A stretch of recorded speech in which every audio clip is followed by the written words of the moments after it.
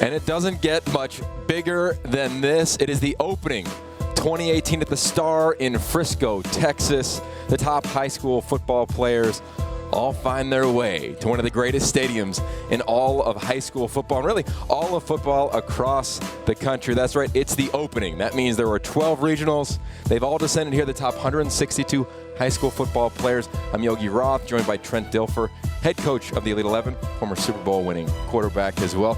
Trent, this is big. For high school players, it doesn't get much larger than this. You've been around the Elite 11 for 8 years now. You've been on big stages in football. What makes this place and this event so unique? I think the process, the journey these kids go on, they get to go to football heaven here at the Star in Frisco, Texas. 12 opening regionals like you talked about. They're competitions. They're not just camps. They're not just combines. They go there. They have NFL coaching at each one. They get trained. They get developed, but they also compete to get to this week, the opening 2018, and we get to see the best of high school football players. And that's exactly what we have right now. It's the semifinals. If you win, you advance to the finals. If you lose, you go to the consolation semis. This is Boomin versus Hype. Names given by elite NFL players. Antonio Brown this year named every team one of the top receivers in the game. When you look at Team Boomin, a lot of talented players. I know you love their starting quarterback. Who are we going to see today? Bo Nix, or as we call him, Bonix. He is a top-rated quarterback in the country, an amazing dual threat. But more importantly, he's got command. He's got command of his mind. He's got command of himself. He's got command of the ball. He's got command of this team. He started off rough in the Jamboree setting when they were playing 5 Jamboree games, threw a couple picks early on, bounced back right away, and has been on fire this entire tournament. He has led Boomin to this moment. Yeah, and what's been really impressive about him, I think, is he's learned to relax. Yeah. You know, these quarterbacks, they're all so intense. They all dream of coming to this event, being the Elite 11 MVP. He's clearly in the running for that. Now, on the other side of Team Hype, well, if you followed college football and you watch the College Football Championship, you know Tua Tagovailoa. Yes, you do. How can you not? How can you not? If you watch the Elite 11, you know Tua Tagovailoa, former MVP. Well, now, if you watch the Elite 11, you're going to meet his younger brother, Leah Tagovailoa. What do you love about this young man? I love his composure, his poise. Just like his brother, he's got a no-flinch mentality. Nothing phases this kid. He had a brutal start in the Jamboree, as did his co-quarterback, Dylan Morris. They didn't flinch. In fact, as we talked to the coaching staff and the players, they said, in fact, they were the ones that rallied the team and kept hope and kept the entire team from folding. And then both of them came out, led by Leah, and caught fire in the tournament. They went 2-0 after having a brutal Jamboree setting. They're in the semifinal now, and it's really because they've been put on the back of Leah and Dylan, 2 quarterbacks. It's going to be fun because every quarterback playing today feels as though they're in the running for the MVP, and they are. Now, it's not just about the quarterbacks, as we know. So one of our favorite receivers is down on the field, Brian Stumpf, also one of the pioneers around this event, the opening in its 8th year. B, when you look at the guys who are going to catch the ball from these talented quarterbacks, who stands out among these two teams? I think when you look at Team Boomin's roster, they might have the most dynamic receivers of the whole event. Jaden Hasselwood, Georgia commit out of the state of Georgia, is probably the #1 receiver in the country, and if he's not, it's a strong argument in his case. Big, smooth, athletic, he can go up and get it, and when he's motivated, it's really hard to stop him out here. And then they complement that with George Pickens on the other side, 6'5", Auburn commit from Hoover High School in Alabama. Body control for an athlete that size is rare, and Bo Nix has been making a lot of plays because of those guys on the outside. I love it. Will be with us throughout the entire broadcast. You're going to hear from a lot of unique voices, NFL greats, some of the top college players in the country. You're going to get a couple commits. There's going to be 3 different broadcasts today. Each game will be in and of itself. This is the first semifinal match. We've got Boomin versus Hype. And what's interesting, Trent, is that for you and I, not only do we get to broadcast this game, but we're also going to be the eyes in the booth. If there's a questionable call, we're going to come up to the booth and be able to make the decision here. And evaluating who the MVP of the Elite 11 is and the opening. So we're wearing a lot of hats today, Young, as usual. Yeah, we wouldn't have it any other way. So just for you scoring it at home, the games will be 50 minutes long. There is a running clock. That's 2 25-minute halves. There is a quick halftime.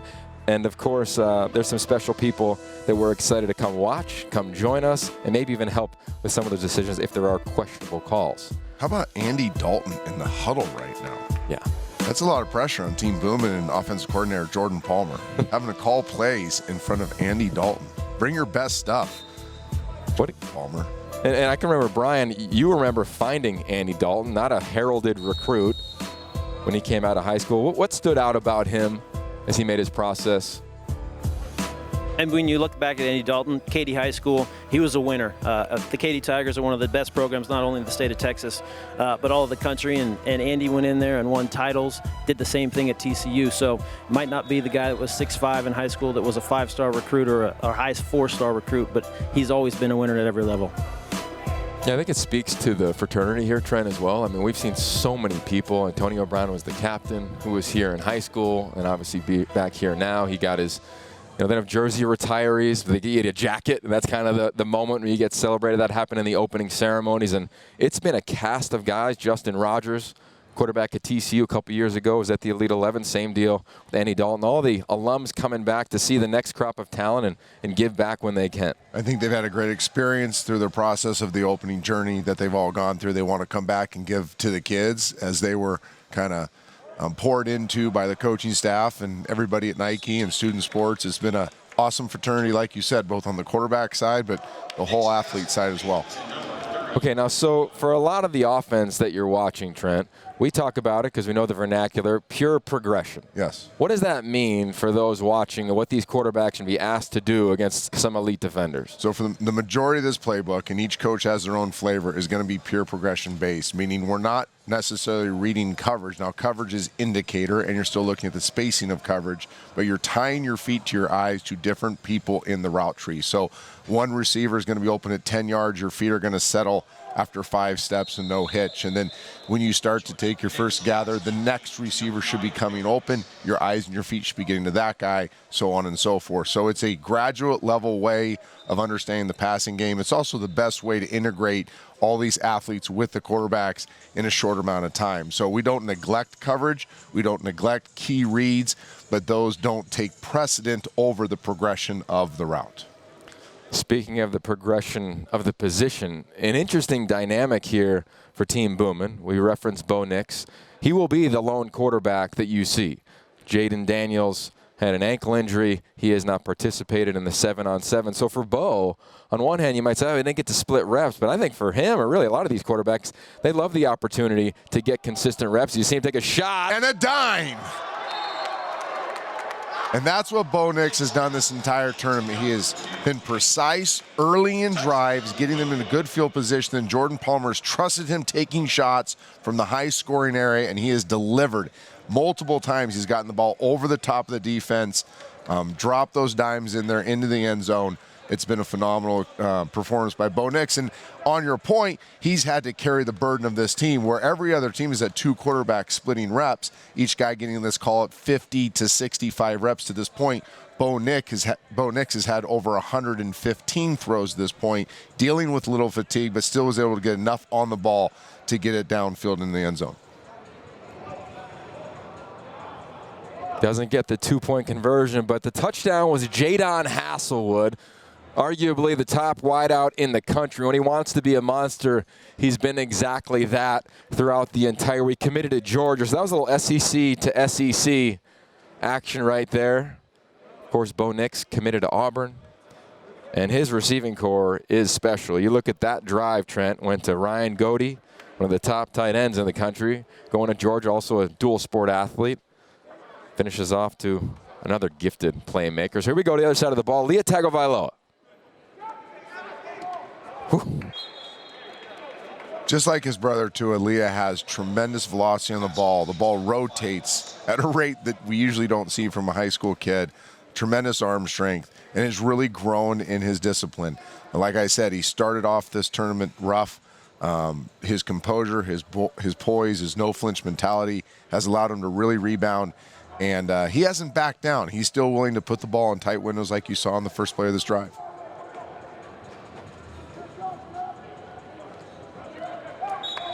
We gave the quarterbacks a stat at the Elite 11 in Los Angeles, and the process went from 12 regionals for the quarterbacks to the top 24 high school quarterbacks in LA to the top 12 here. And you told them a stat that 70% the throws in the NFL last year that were completed were 10 yards or less. And you saw the eyes open up really big for guys that are used to taking shots down the field. Yeah, for everybody that's grown up in this old school mentality of what quarterback play is, big, strong, big arm, those are the things that were valued the most. The game has really changed. It's become a wider, more spread out game, innovation of offense. Really the game now is about processing and precision. You have to be able to process at a high rate. You see a lot of different defenses. You have to make a lot of decisions, and you have to be precise. And I think the greatest thing that's happened to quarterbacking is Tom Brady and what he's done for the last 15 years. He has proven that precision trumps power. And as what it's allowed to have happen at the younger ages is now a lot of different types of quarterbacks can be successful. We just saw Baker Mayfield, a 6-footer, go #1 in the NFL draft. That's unprecedented. We're going to see more guys in that 6 to 6'2" range that have a chance to play a long time because it's about processing and precision. 3 checkdowns, Lia Tagovailoa, and I think it's to be noted, Boomin, they might have the best player on their roster in Owen Papo, the linebacker, the first 3-time invitee at the opening, who isn't here today. He had a test to take, and he was absolutely freakish, completely dominant. So you're watching Lia Tagovailoa work in between the hashes, which in college football or high school football is where you can make a lot of hay, and they don't have the top linebacker on their team right now, and Lia Tagovailoa is taking advantage of that work and spacing. And for the novice, they're going to say, well, those look like easy throws. But the middle of the football field is the hardest place to throw the football. There's more clutter in there. The spacing is different. Usually guys are on the move. It is about precision, like I've said. And all these coaches understand with this playbook that really the way to create your best matchups, to train the quarterback the best, is to work in between those hash marks, slice and dice, get that defense frustrated. And then we saw with Bo Nix on the first drive, once they start to cheat, and once they start to crowd, and once they start to try to play those underneath crossing routes, now you have your big boy shots down the field. Oh. It's important to note. That's a big stop right there. That's by right. Boomin. Lia Tagovailoa tries to check it down, and it's so critical because you have to get not on the 20, but inside the 20 to get an extra set of downs. So you can make big play, chunk play, but you got to break inside the 20, 19 or greater, to get another set of downs for an opportunity to score. And we've seen this for a long time, Trent and Brian, where if you don't score and give a team another possession, all of a sudden if this goes up 2 scores, the way these games go, it's been fun to watch how the quarterbacks have had to respond, and the teammates around them, they get a little tighter, do they want the ball more, and how they handle all the dynamics. For whatever reason, when it becomes a 2-score game in this format, it's very hard to come back. And it usually comes down to a 3rd and short like we just saw there, or a tight red zone play. Really, these games usually get decided by who can actually punch it in once they get inside the 5. You'll see a lot of great drives. They'll move the ball effortlessly down the football field. They'll get inside the 10, that tight red zone area, and all of a sudden they can't punch it in. And that's why I think you saw Jordan Palmer take the shot on the first series for Boomin. And then right there we saw the hype unable to convert the short yard situation and give an extra possession to Boomin. Brian, when we talk about the secondary these guys are facing, usually it's the fastest, most explosive they've seen. What do you notice around the country in terms of guys competing to get here at those position groups, and specifically today to hype, which is on the defense right now? Size is one thing. The defensive backs are getting bigger, more athletic. The other thing is multi-positional players. Guys just aren't focusing on cornerback in high school. They're usually an offensive player as well, sometimes a running back, slot receiver, and even sometimes a quarterback. So there's versatile athletes that really, once they get into the secondary in college, start focusing on that position. We've all talked about it at the high school level for a long time. A lot of high school coaches are putting their best athlete at the quarterback position, and that translates very well to move to the defensive side in college because you know so much about the game on both sides of the ball.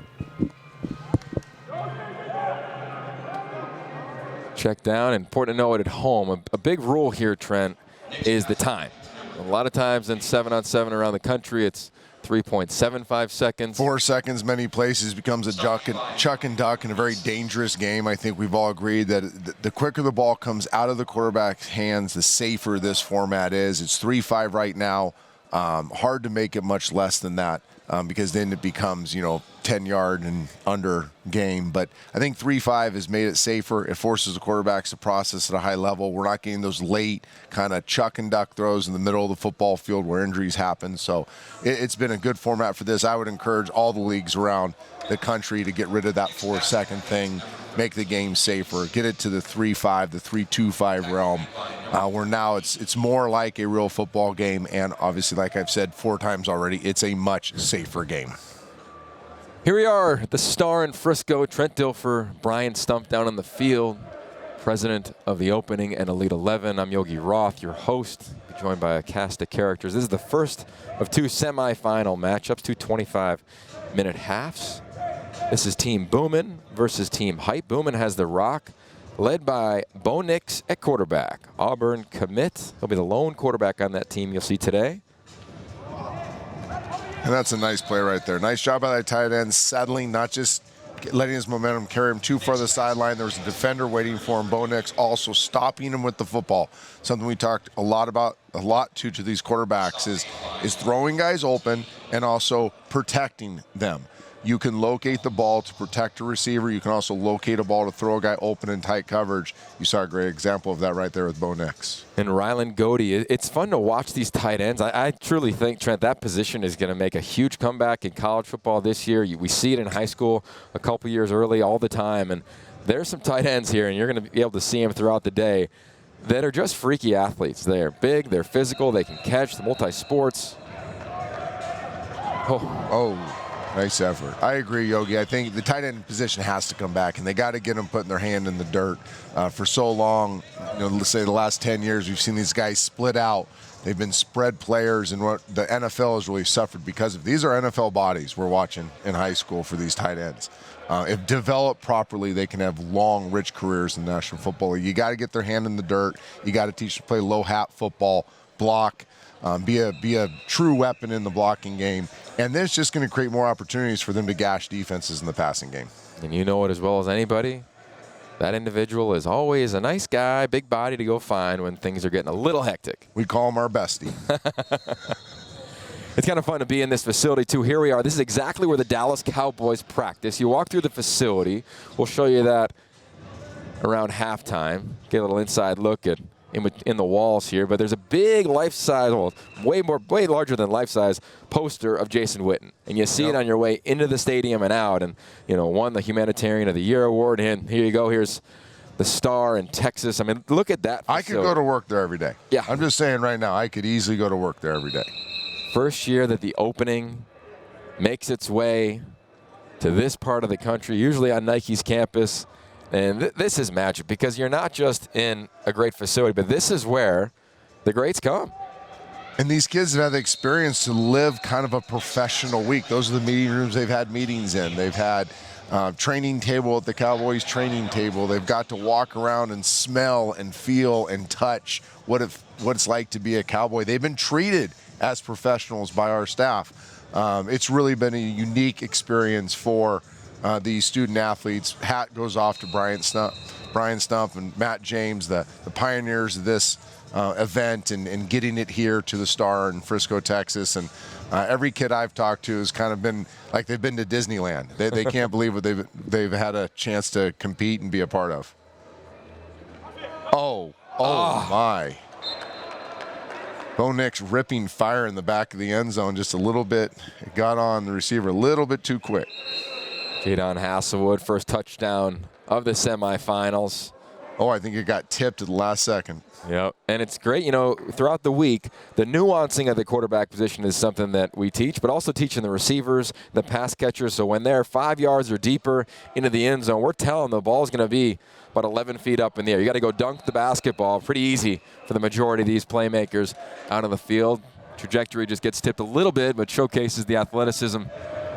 All the defenders. Yeah, it's really been one of the things I've been pleased to see with this group of skill players and quarterbacks. I made a very clear point early in the week about front end zone throws being eyes or less, receivers bodying up, quarterbacks protecting receivers with the ball, not allowing the ball to get deflected and possibly intercepted, and then anything 5 yards in the end zone or back, it being 10 feet and above, again, protecting from a turnover, but really challenging that back line and getting over defenders. And we have seen multiple touchdowns in the back of the end zone executed exactly like we talked to him early in the week. And we've seen throws in the front of the end zone that have been low and away, protecting the receiver, getting them in to cross the goal line, but also limiting the chance for turnovers. 4th and goal. Oh, Spot throw.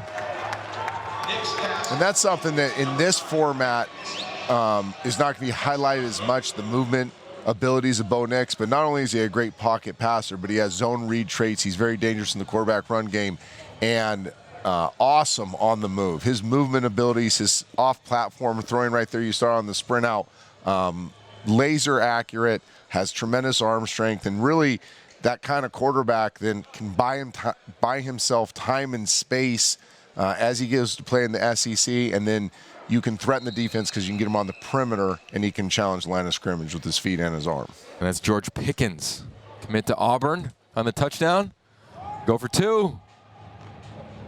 Takes a shot in the back of the end zone, but it's been fun, Trent, to watch the development of the receivers. Every receiver here is a freak athlete. They test off the charts. They can do everything with their body, great catch radius. But the nuancing of a route runner, that's where you can become special. That's where you can play for a long time. That's where you can play early. Earlier this week, one of the top receivers in the last couple of years of college football, Calvin Ridley, came. Got to hang out and talk to the receivers. Deshaun Watson talked to the quarterbacks, but he talked all about the commitment necessary to the craft. And it's the nuancing when it's 3rd and 8, getting 9. And you watch George Pickens, I think he's made that development throughout the entire week. Well, and Calvin was one of those guys when he was there at the opening that you could see had graduate level skills as a route runner. He wasn't just, big, fast, and strong and jumping over guys at the high school level. He was refined in his route running. That's why he was the MVP of the opening. That's why he's gone on to win 2 national championships and be a 1st-round pick. So to use that example with these kids, and I made it very clear, I said, I get it. I get how talented you are. I know what a freak you are. But you will not play this game very long if you just rely on big, fast, and strong. You have to learn the nuance. You have to learn the details. You have to do it exactly the way the coach tells you to do it. You have to create that simpatico relationship with the quarterback. And to these 2 teams, Hype and Boomin, those receivers have done that. Now, there's some really talented guys that have been O2 barbecue, baby, and they're already changing their flights to get out of here. And a lot of it's because the receivers didn't buy in. And a lot of it's because they did think they could just go out-athlete the next guy. And what you learn is you just can't do that. And like you said, Pickens and these Boomin receivers, these Hype receivers, they've really bought into these coaching staffs, what they've taught them to do. It's made it easier for the quarterbacks, and ultimately it's why they've been successful. I'll tell you, one of my favorite stories of all my time around this event, 10 years, we've been here both about a decade, was when I asked Calvin, what did you do as a freshman? Because I wanted to play so bad. I went to school, went to training table, went to practice, and I went to sleep every night between 8 and 8:30. As a freshman in college at Alabama, over 70 catches that win the Natty. I mean, let that sink in. And I said, how about your junior year? He goes, about 10:30 was the latest I would go to sleep. He took care of his body. And I think when you look at the opening situation here, they get so much knowledge from former NFL players like yourself, Willie McGinnis, Bucky Brooks, Curtis Conway, DeMarcus Ware. The who's who has shown up. And the consistent message is make the main thing the main thing. Yep. And it's been really fun to watch guys evolve. You see them changing their diet as the week goes on, just trying to gain little insights from college guys like Bryce Love, retired NFL players like yourself, or future stars in the league like Calvin Ridley. I need to listen to my own advice and change my diet because these shirts are getting tight on me. You're so true, Yogi. We talked about being pros. Even though they're student athletes and they're still in high school and they're going to go and have great collegiate careers, to have that pro mentality mindset where it is a business, it is a job. There's a higher level of expectation for you than the rest of your teammates. And to be frank with everybody, a lot of these kids do have the physical traits and the makeup to play in the National Football League. And so let's make sure at a young age we teach them what that journey could look like. And the guys that embrace it, again, they're the ones that dominate this event. They're the ones that go and dominate their senior years. Then they go and play early in college, and they get the chance to play in the National Football League. And it's really rewarding for this coaching staff to be able to pour into them at a young age, and then those kids come back and say, you know what, you taught me this when I was 17 years old, and I took it to heart, and I changed my patterns, and look where I am now. And I think that's why we have all these counselors come back. And that's why we have NFL players come back, because they realize that this coaching staff, all positions, is as good as it gets in the country, and they truly are kid-centric. It's about the kid. Yeah, they're true seekers. You talk about taking the individual practice time to the game. Bo Nix, 2 straight checkdowns to Eric Gray. He's committed to Memphis, Trent. Excuse me, he's from Memphis. He's the Gatorade Player of the Year in Tennessee last year. He's got incredible grades. He can go anywhere that he wants. But the point is we don't often hear about guys from Memphis or players like a corner right now for Team Hype committed to Illinois. I mean, there's players from all around the country from a variety of different backgrounds. They all descend upon Frisco for the opening, showcasing a variety of skills. The talent pool is so deep in high school football right now. These are the 162 best, but there's another 100 out there that were evaluated, or 150 that are great prospects and have a chance to be fantastic college and pro football players. The opening staff works their tail off. Brian Stump and his crew to whittle it down to 162, but we all know there's a bunch of really fantastic football players that didn't get to come to this event also. Yeah, so to reset, here we are at the opening, the semifinals, a.k.a. it's football heaven. Trent Dilfer, Yogi Roth, Brian Stump on the broadcast. Variety other people will join us here in the booth. They're down on the sideline. You also hear from a couple high schoolers as they're going to commit throughout the day. It's important to note that there's 12 opening regional events, all free. You get to come, participate, showcase your ability as a high school student athlete.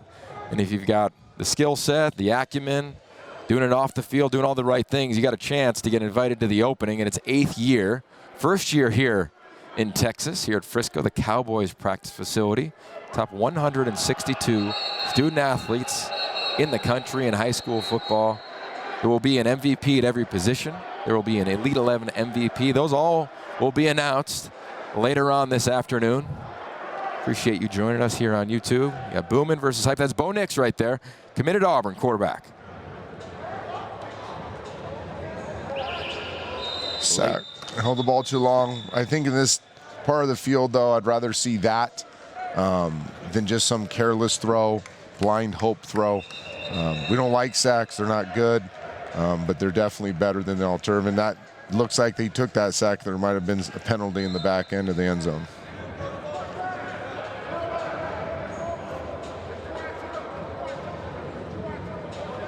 There is a specific set of rules here at the opening, 7-on-7 tournament.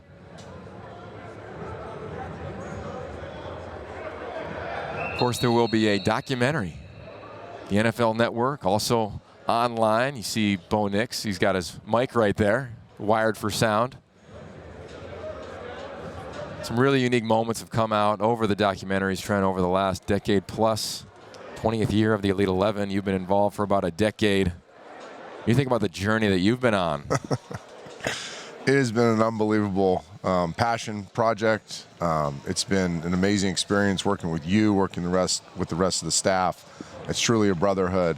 I think all of us have done this since, at least in my tenure with this group, have tried to really not just develop great quarterbacks, give them all the tools necessary to be successful on the football field, but really help them be successful in life. And as I've told them every year, my ultimate goal is to see them grow up and be fantastic husbands and fathers, and use their football journey to really help them accomplish that.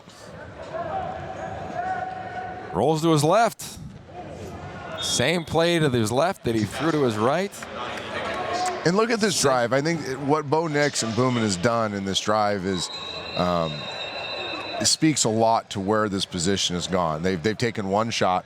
They've primarily worked the middle of the football field. It's been about timing and precision, locating the ball for run after the catch.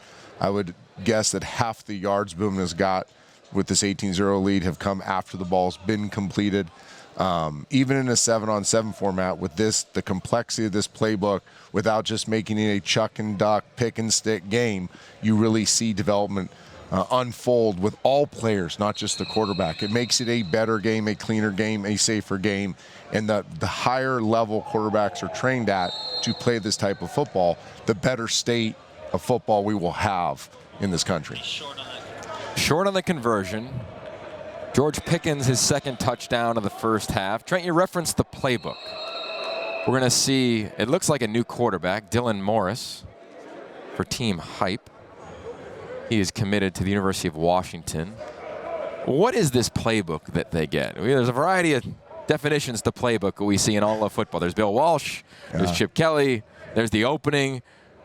Describe this for the listeners. So it's evolved, but I built it primarily a combination of the old school West Coast pure progression philosophy, working triangle reads, run after the catch emphasis, and then added kind of my Norv Turner background where there was a lot of that, the numbering system, the Air Coryell system, and kind of blended the two. So it wouldn't just be a dink and dunk, and it wouldn't just be a chuck and duck. Wanted that combination, and now over the last 8 years, really empowered the coach to take the basic playbook that I installed 8 years ago and then grow it. As long as the principles are the same, as long as the training is the same, they can add their own wrinkles to it. But each quarterback will be challenged, in a short amount of time to learn as many as 15, 20 concepts. And if you take all the formations and motions and shifts that they'll use in the course of the opening, they'll run up to 100 plays, which is pretty phenomenal for a kid that got the book 8 days before he came here.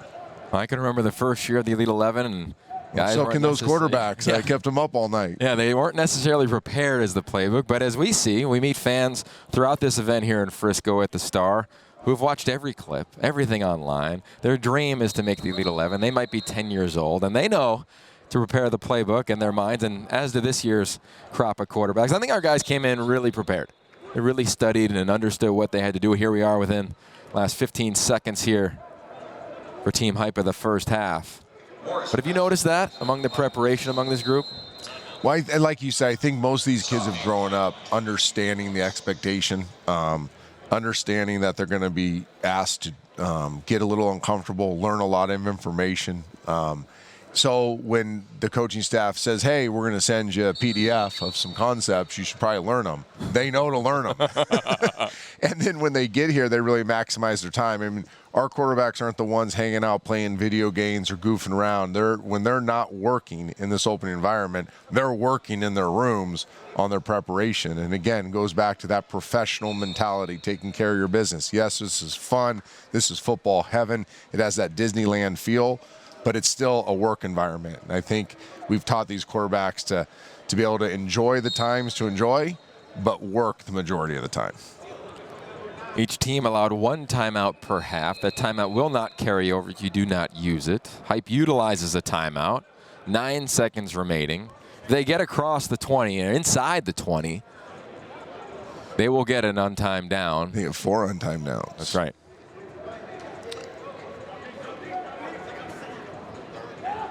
A shot. Oh, he's got him. Oh, my goodness. Tell you what I saw there, and this is one of the things out there if you're trying to watch this broadcast to learn, that was actually a good throw. Watch the receiver. Receivers have to learn to get their forehead going forward, grind, get to that ball, not look back too early. It slows them down. But those are the little things that are coaching points that we can work with that receiver and get him to run through that ball, not turn his body to the inside of the field and slow himself down. But again, a professional coaching point that I guarantee is being addressed right now by offensive coordinator Alex Brink and the rest of the staff.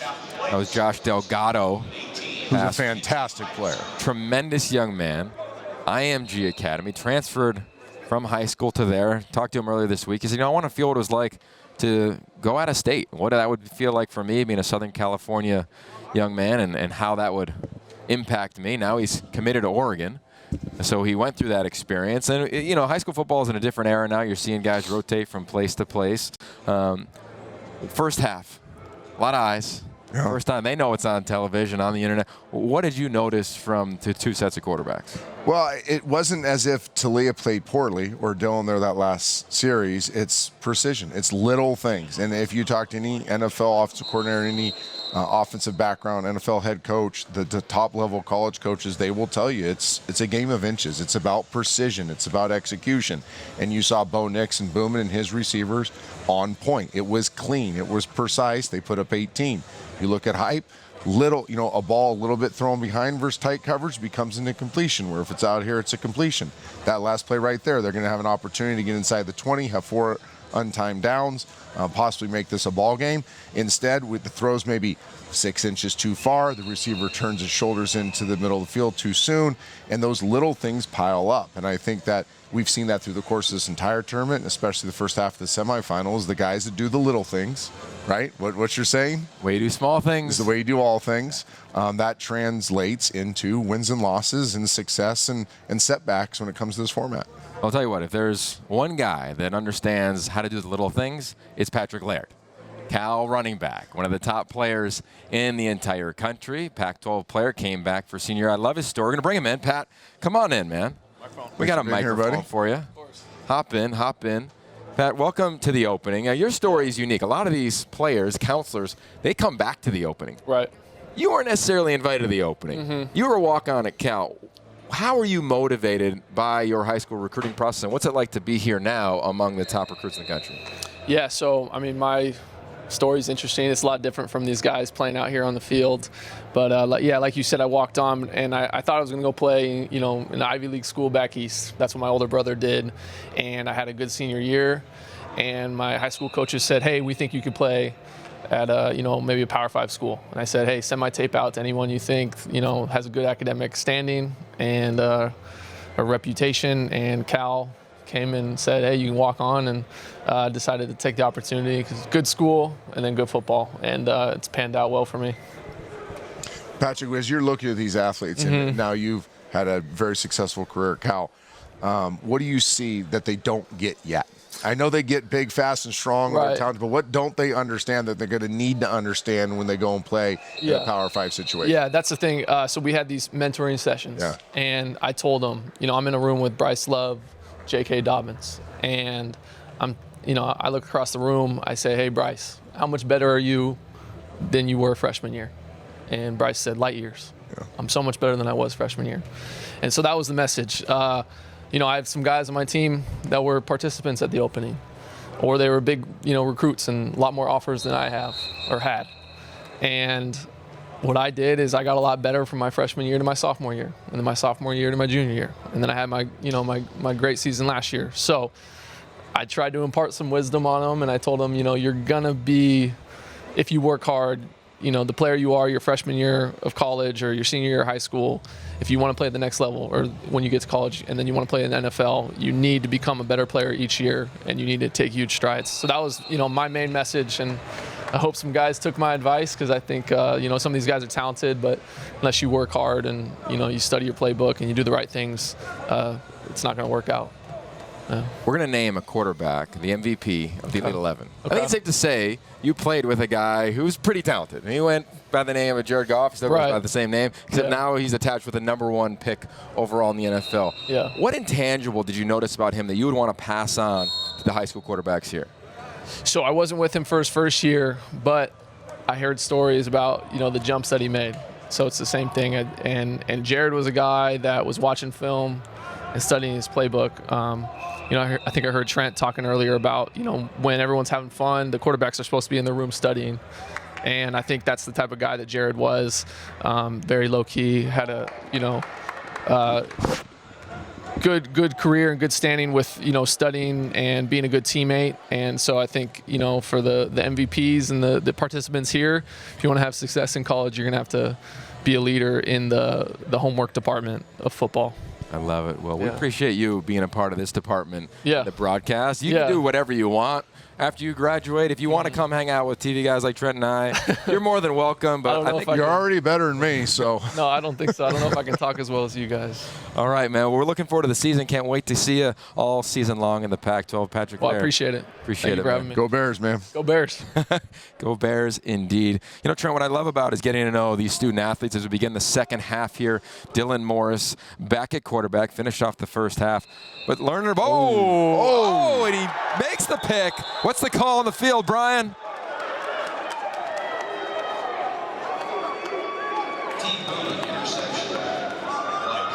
Officials are going to talk about this one. One guy had incomplete, one guy had an interception. They're coming together over there on the far sideline. Uh-oh. This might be our first opportunity, Yogi. Yeah, that's right. Replay officials as well as broadcast partners. And that's Damani Richardson, committed to Texas A&M. Safe to say A&M is crushing it right now in recruiting. Jimbo Fisher, new head coach. See if the first pick of the semifinals. Are we going to get another view at this, Brian, or has it been ruled an interception? You guys got the replay, put it up on the screen. They're calling incomplete on the field. Here's the replay.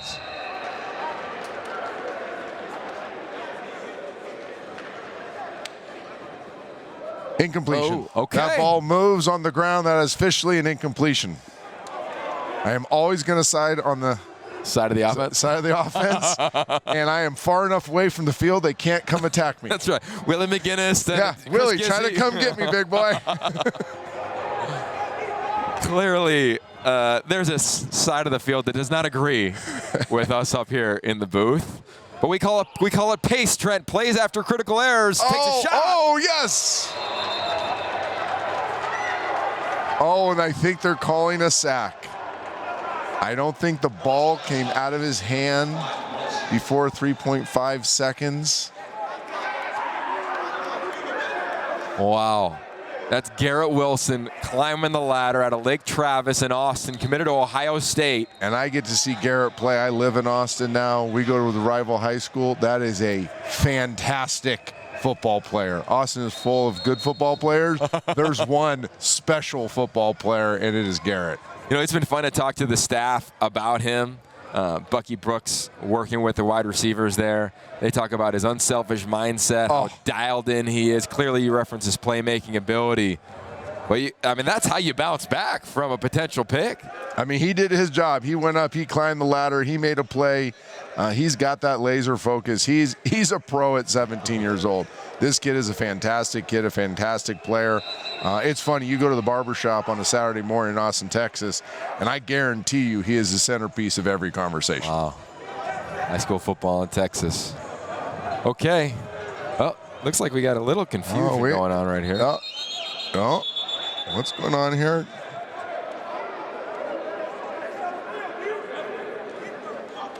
You have 3 plays to make a first down.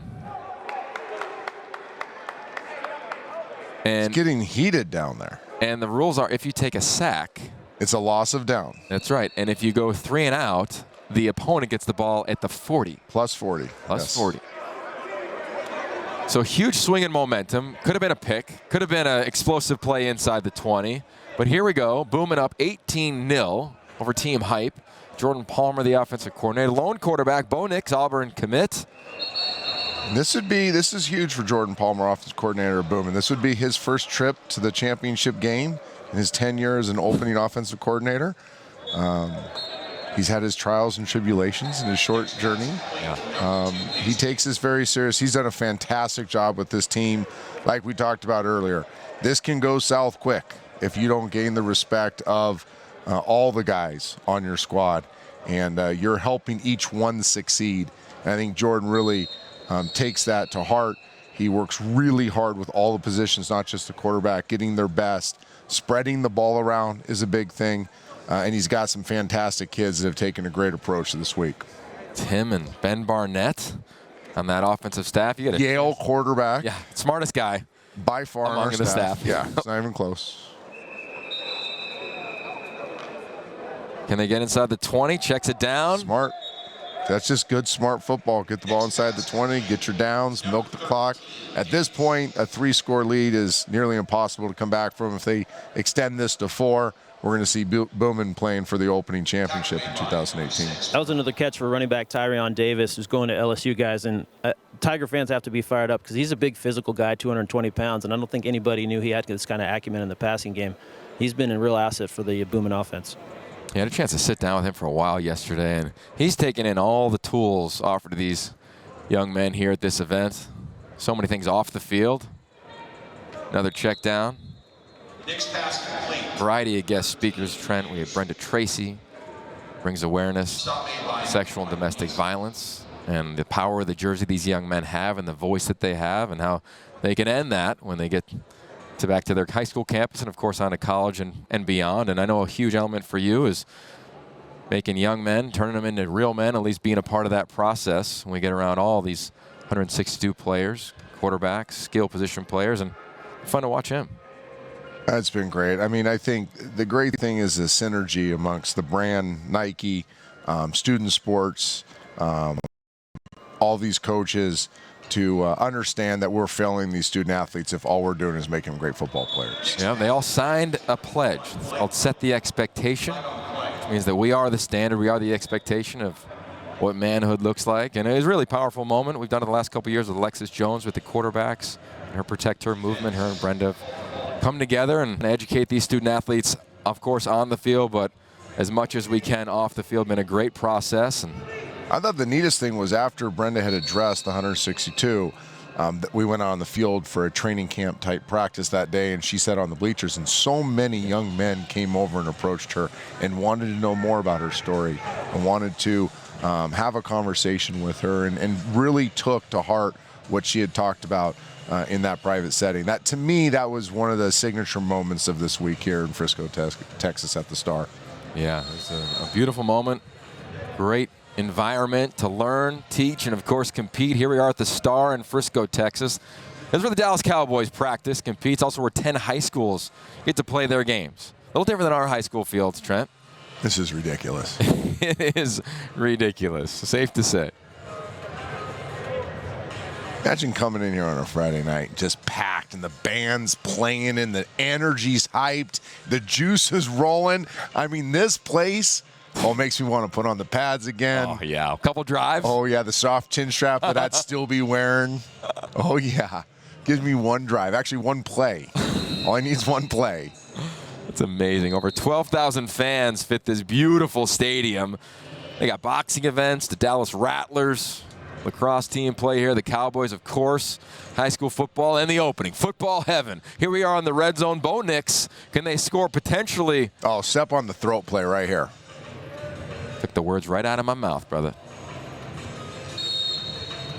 Look at Pickens down here, getting him isolated inside. Man, a man. Too high. Boom. Oh, I think. Oh! Safe to say that play just put Boomin into the championship game of the 2018 opening. Going to be impossible to come back. Just not enough drives to come back from a 4-score lead in this format. Bo Nix has been phenomenal once again, really leading this MVP race because of how he responded to some early adversity in the Jamboree setting, and then has really put this team on his back, carrying the load physically, which I don't want to diminish. To throw this many balls, to play this many reps in this format, he is fatigued, his arm is tired, his leg is tired. Emotionally, he is drained, yet he is digging deep into the reservoir, both physically and mentally, to carry this Boomin team to the championship game. Love it. And the receiver was Dominic Blaylock. Brian, I know you're a huge fan of this wide receiver out of Marietta, Georgia, a Georgia commit. Dive into this young man a little bit for us. At Walton High School, Dominic Blaylock, son of former NBA point guard Mookie Blaylock. He's a football player. A lot of these guys do 7-on-7 the whole offseason. Dominic is very selective. He's coming off an ankle injury at the end of the year. But you watch his tape, he does a little bit of everything. A lot of wildcat quarterback, actually. He's a physical prospect, 6 foot, about 195 pounds, uses his body very well. And the assortment of guys that Bo has to throw, we talked about it beforehand, is just it's really tough for this team high defense to stop right now. We're kind of looking at the SEC West to a large degree. The SEC in general is Blaylock going to UGA. Talking to his staff, a lot of guys compared him to Christian Kirk. And I know, Brian, you're a big fan of him. I'm a big Christian Kirk fan. Trent, you are as well. He was awesome in this setting. They really talked about his thirst to learn and the questions that he asked. And I think so often these top players are receiving inquiries from people who are interviewing him. Look at the little delay, the throwback. Oh, JP pulling one out. Did. Yes. And he's fired and up. Look at the excitement. He knew he dialed up a ball play right there. And that's Hasselwood. He'll sell it, as will Bo Nix. Roll to his right, sprint out. We see this one all the time from up top. But when you're on the field, it's so hard to see. Yes, it is. And it's a hard throw, too, because your momentum is going right. You got to really load that back leg. You got to pick up the receiver's angle because he's dipped inside. That's a beautiful throw by Bo Nix. Jadon Hasselwood had the first touchdown of the semifinals. Dominic Blaylock, another talented receiver. George Pickens, 2 touchdowns. Safe to say the weaponry is pretty impressive for Jordan Palmer. And back is Lua Tagovailoa. Now, keep in mind, they lose here unless they make some free comeback. We've seen crazy things happen here at the opening. They're not coming back, bro. Fair. I would agree. Here's the thing, though, guys. They can have a chance to come back to the losers bracket and see Boomin again in 2 games. Yes. So we've seen that before as well, where teams lose and then they get the rematch. And the team that won the first one's a little overconfident sometimes. And that's a great point, Brian, because this team hype will lose, but they'll get to rest during the next semifinal matchup and play the winner of that game, who will not get to rest and have to go play with just about a few-minute break. We'll see if fatigue is a factor. Watch Leah throw a football, and all these young men from Hawaii. Vinny Pass is the coach that trains a lot of these guys over in Hawaii, and he does a phenomenal job teaching these kids how to throw, but more importantly, teach them how to act, teach them how to be young men. Marcus Mariota, Tua, Leah, there's been others, Mackenzie Milton, who, by the way, is just a phenomenal football player at UCF. These guys come and have great college careers because not only are they great throwers of the football, but they're great young men and have a great amount of poise, composure, and great leadership qualities as well. Couldn't agree more. And Jadon Hill, big pick out of Madison, Alabama. A running clock here, inside 15 minutes. But you're right. I mean, there's something special that continues to come out of the state of Hawaii. Super special. We've been around these young men as Elite 11 participants, opening participants, and then counselors. Mackenzie coming and being a counselor for us at the Elite 11 finals. And as impressed with those young men as any young men I've got to meet. And to see their selflessness, how they approach the team first mentality. Things like Leah's having a rough day here, but you're not going to see anything but positivity come out of his body. He's going to be communicating like he is right now with the other players, understanding they have a chance to bounce back and get back to the championship game through the consolation bracket. But it's just a real testament to how these young men are raised. I think it's a great point, Trent. For the quarterbacks, look at about 1,000 quarterbacks. Brian Stumpf. Oh, and that is a dime. Another, no. Send it up. Get ready for a replay on this, guys, if you can pull it up. Let's take a look at this one. Let's send this one up top. And that's Jadon Hasselwood, arguably the top receiver in the country. Rip shot. Here we go. It's only high school rules here.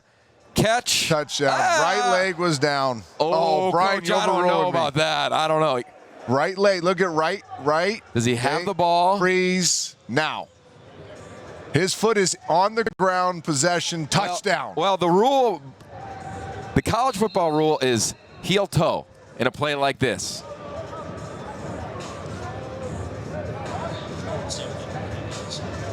Let's take another look at it. All right, let's stick with,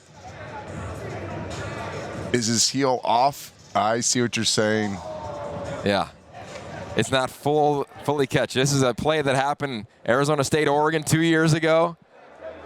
If he has the ball and drags that right foot, I think this is the better angle. I think you're right, Yogi. I think this is an incompletion. Yeah.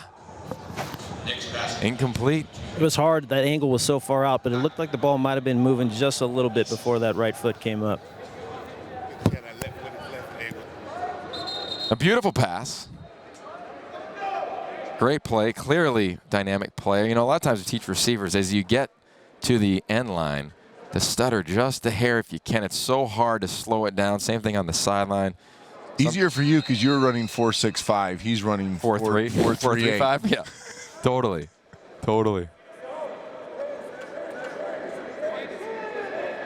And the game continues inside 12 minutes. So, Trent, I want to talk about the Elite 11. Well, there's 1,000 quarterbacks roughly. Brian Stumpf, Joey Roberts, Director of Scouting, Matt James, they staff, travels the country. They look at quarterbacks from all over the land. They all believe they have an opportunity to come. And some kids are not recruited before they get here, like Brian Maurer. Some men don't have a lot of offers. We've seen that happen before. And then we watch them and evaluate them. What's the process of the evaluation? And then how do we break down, share with the audience of naming the Elite 11 and ultimately the MVP? Well, one, it's evolved. Obviously, Brian's been doing this for 20 years. Joey's expertise, your involvement, Matt James been doing it for 20 years. But looking at these young men and really looking at them, how they competed as juniors in high school, putting a heavy emphasis on their high school tape, because that's in pads, that's in the systems they know, that's with their dudes back home and their coaching staff. So that's very important. And 25%, their physical traits. You know, do they have transferable traits to dominate the next level and possibly play them? We're very, very diligent in how we scout them. I would argue to say that Brian Stubb, Matt James, Joey Roberts, 3 best quarterback evaluators in all of grassroots sports. They're going to get you the right type of guy and the guy with the right type of traits. And then after all that, we have the best staff in all of grassroots football to train them, develop them, and like we said, it's more than just being a great quarterback. It's about being a productive and big-time influencer in life. Hype just got to play there, guys. That was Marquise Beeson, the hometown cornerback, with the pick 6 to get them on the board. So is it still over? Brian, well, last time you had a commit to Illinois at the opening. How hot he's been. That's impressive. So here we are at the opening. 25-6, Boomin over Team Hype. Back in at quarterback as Leah Tagovailoa takes a shot for 2 points. Incomplete, broken up. And welcome to the booth, Joey Roberts, Director of Scouting at the Elite 11, been on this staff for over 8 years. Joey, you've been on the regional tour with the entire student sports staff, watching every quarterback. You meet with all of them. You ask them all similar questions.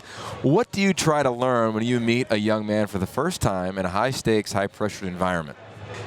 Well, Yogs, when we go to the regionals, we travel the country, over 12 regionals, over 600 quarterbacks. It does come down to the tape. It does come down to the productivity and all the accolades that come with it, but it really comes down to the way they're wired and really the intangibles we try to get a gauge on. That's Matt James, Ryan Stuff, myself, and all the coaches on the ground floor to really see that talent sets the floor, but grit and their overall perseverance and intangibles sets the ceiling.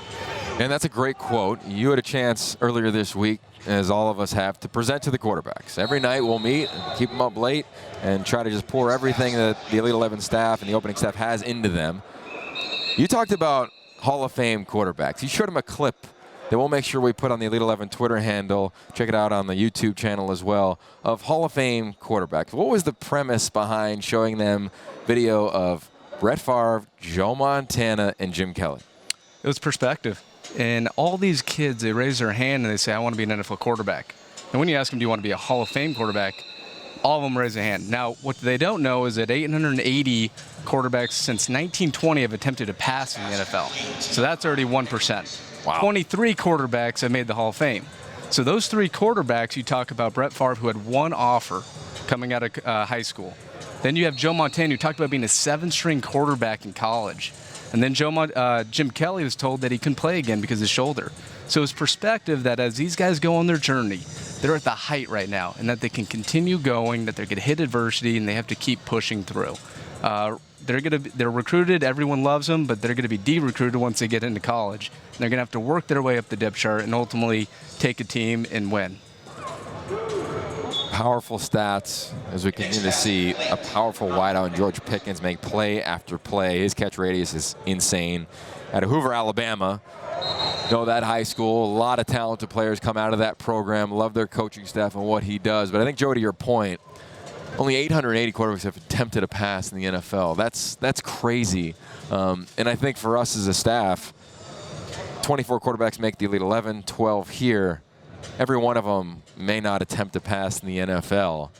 And I know with you and Brian and our entire staff, trying to teach them life beyond the X's and O's is impressive. What have you learned about Bo Nix in terms of a guy who grew up as a coach's son around the game, but developing off the field, as his mom always tells him, quarterbacking is what you do, quarterbacking is not who you are. He says, as a quote she reminds him of almost daily. Oh, man, Bo has as strong a foundation off the field with his family, with his faith, with football, as anyone we've seen come through the process. He is so wired the right way. We have seen Bo since he was in 8th grade. He started a game as an 8th grader. He has progressed on to win a state championship. When adversity struck, Bo had a lower leg injury, broke his leg, and he only sat out 4 games, ended up coming back and winning a state title. So when he's gone through adversity, he's risen to the occasion. but more so it's the person off the field. And when we at Elite 11, it's so much more than stats and it's so much more than accolades. And we have a measurement and a metric called Control the Controllables, and it really deals with what the staff feels about the kid and how he's wired. How does he assimilate? Does he have presence? How does he treat the support staff? And Bo is top-notch in every single category, and he'll probably come away being graded out as the highest kid that we've seen come through the process. Yeah, in Los Angeles, and over the last 8 years, we've had Dr. Michael Gervais, leading high-performance psychologist in all of sport. He works with the Seattle Seahawks, works with dozens of Olympic gold medalists and high performers around the globe. And we sat down with every quarterback. We put him through an NFL combine setting, and the conversation with Bo was, do you want to be the best or your best? And I think for a lot of these young men, as we see, incomplete on two-point conversion attempted to Rylan Godey, they go through that internal debate. Am I the best according to some service or the Elite 11, or can I be my best? And it's been fun to watch him process through that, because naturally they all want to be the dudes and recognized as that. And I think that was the big takeaway I'll take away from Bo Nix is his team will advance to the championship game here at the opening. It will be that. I think he's begun and is in the process of making that transition of how he processes the hype that is only going to grow after just this first semifinal match. No, and your point is always, who are the guys that are seeking? Who are the guys that are not content with just being an Elite 11 guy? Who are the guys that want knowledge? And I think just by the random draw, he's on a great team with Jordan Palmer.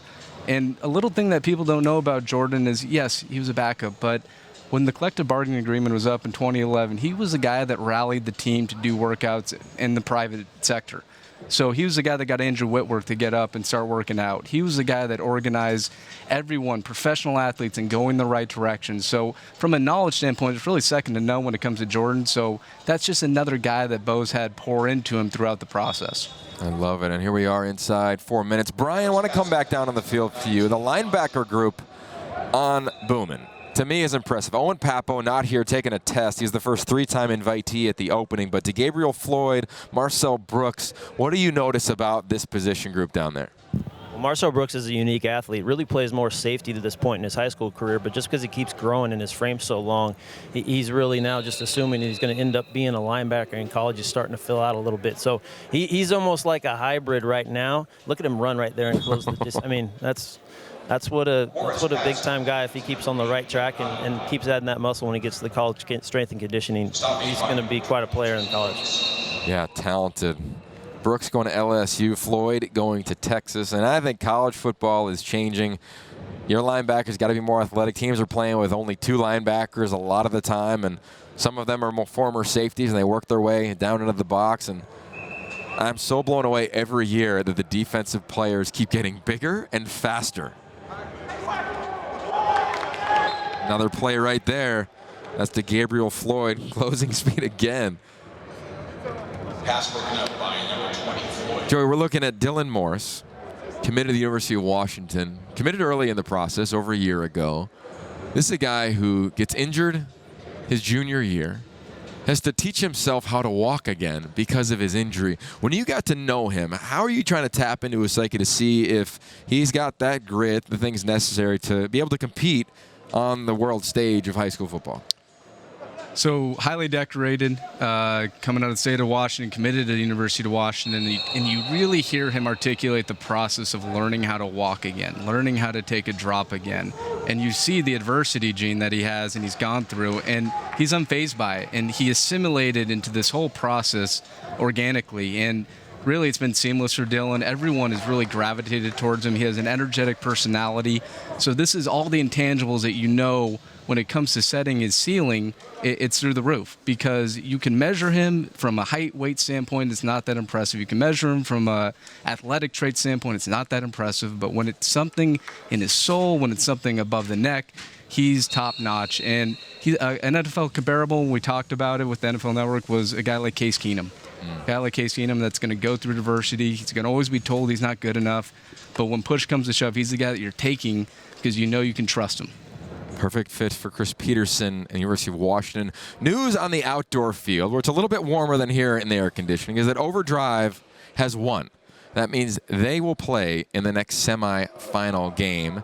That team at quarterback is led by Spencer Rattler, a front runner for the MVP race coming out of Los Angeles.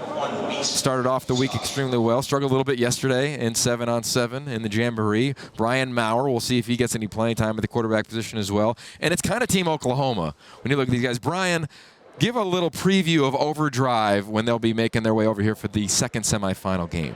Yeah, they've got a really complete receiver core. If you talk about their offense, Austin Stogner out of Prestonwood Christian here in Dallas area, committed to Oklahoma, might be the best tight end in the event. Huge frame, really polished route runner. And then they've got a trio of receivers that are also going to Oklahoma. All Texas kids. Theo Weiss from Allen High School, the big body, kind of typical X.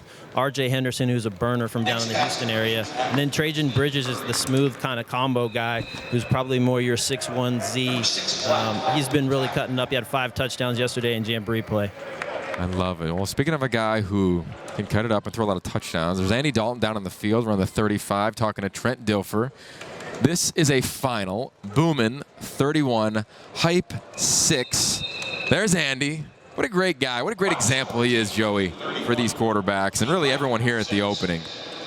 No, I love Andy coming back. He's giving back his knowledge to the quarterbacks. And you look at the trajectory of what these kids have been around, from Andy Dalton to Deshaun Watson to Jared Goff to DeMarcus Ware to Willie McGinnis. We try to put as many guys that have done it in the league in front of them so they can pick and choose what they want to take, what's sticky, and ultimately apply it to their game. Andy Dalton, a star among stars. Now we've got one final side of the bracket is set. Bo Nix, who's pretty much taken almost every single rep in 7-on-7. For Team Boomer, that's Jordan Palmer and that entire staff. Chris Gizzy on the defensive side. A talented staff, a talented team. In the running, that's Bo Nix for the MVP, all wired up for sound. There's his head coach, or offensive coordinator, Jordan Palmer. And this is the opening. One semifinal is set and complete. Another one is about to begin. We're going to say goodbye, bring it right back in a few minutes for that second semifinal. For Trent Dilfer, Brian Stumpf, Joey Roberts, I'm Yogi Roth. This is the opening here in football heaven at the Star in Frisco, Cowboys facility. The Stars are showing out. We'll be back with the next semifinal here on YouTube, the NFL Channel.